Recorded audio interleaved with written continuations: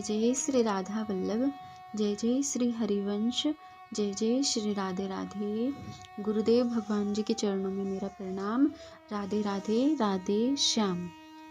श्री भक्तमाल महात्म्य। जैसे श्रीमद् भागवत में श्री कृष्ण विराजमान हैं, श्री रामायण में श्री राघव जी विराजमान हैं, वैसे ही श्री भक्तमाल में सब संत विराजमान हैं। कहते हैं कलयुग में भक्तों का चरित्र सुनने मात्र से कल्याण हो जाता है। तो चलिए अब हम सुनते हैं सुंदर कथा श्री भक्तमाल श्री केशव भट्ट काश्मीरी जी।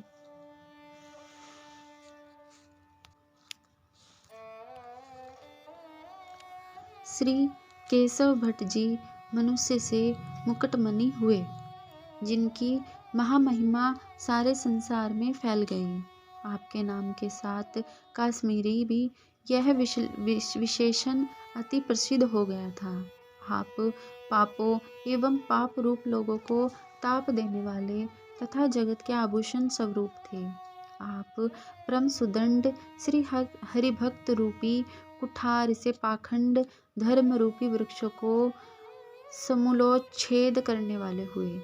आपने मथुरापुरी में यवनों के बढ़ते हुए आतंक को देखकर उनसे वाद विवाद कर उन परम उद्दंड यवनों को बलपूर्वक हराया।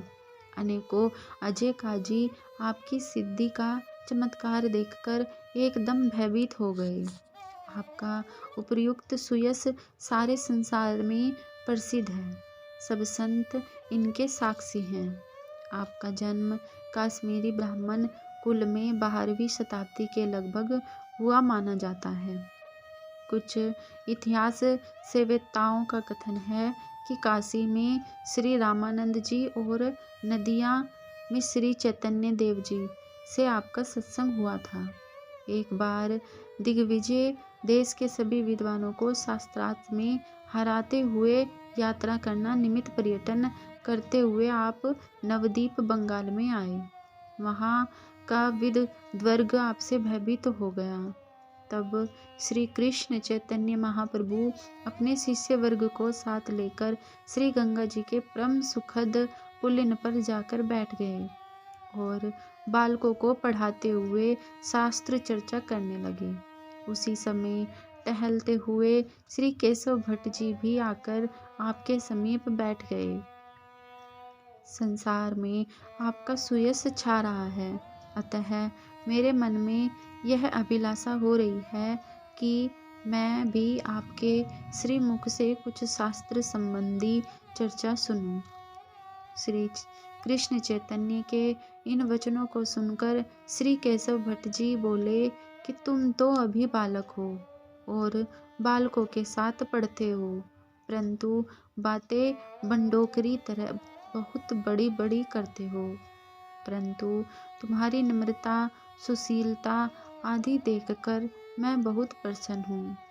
अतः तुम्हारा जो भी सुनने का आग्रह हो वह कहो, हम वही सुनाएंगे। श्री महाप्रभु जी ने कहा, आप श्री गंगा जी का स्वरूप वर्णन करिए। तब श्री केशव भट्ट जी ने तत्काल स्वरचित नवीन 100 श्लोक धारा प्रवाह कह सुनाए। उन्हें सुनकर श्री महाप्रभु जी की बुद्धि भाव विभोर हो गई।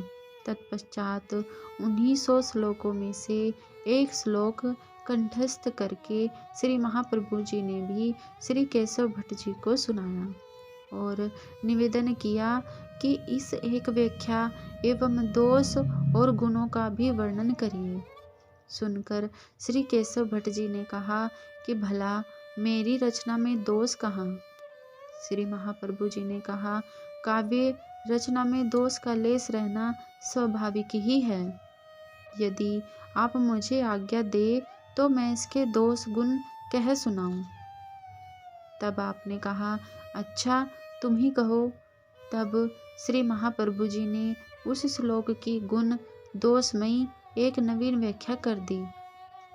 श्री केशव भट्ट जी ने कहा, अच्छा अब हम प्रातःकाल तुमसे फिर मिलेंगे और इस पर अपना विचार व्यक्त करेंगे।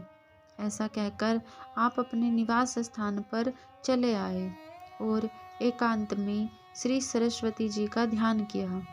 केशव भट्ट जी को सरस्वती सिद्ध थी। श्री सरस्वती जी तत्काल एक बालिका के रूप में इनके सम्मुख उपस्थित हुई। आपने उपालंब भरे स्वर में कहा कि सारे संसार को जितवा करके आपने एक बालक से मुझे हरा दिया।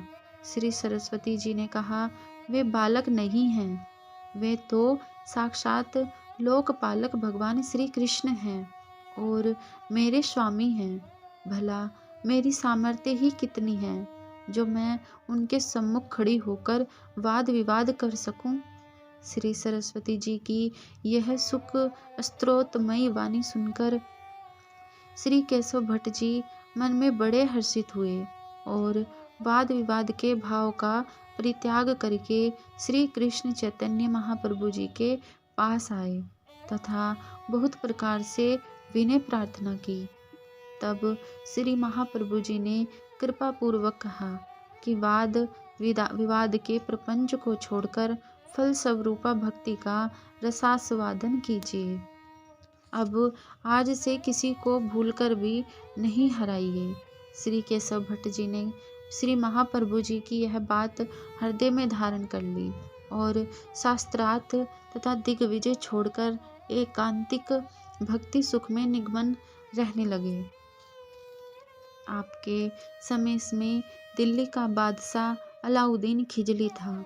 उसके उग्र स्वभाव से हिंदू प्रजा ऊब उठी थी। उसने घोषणा की कि सारे हिंदू मंदिर तोड़ दिए जाएं।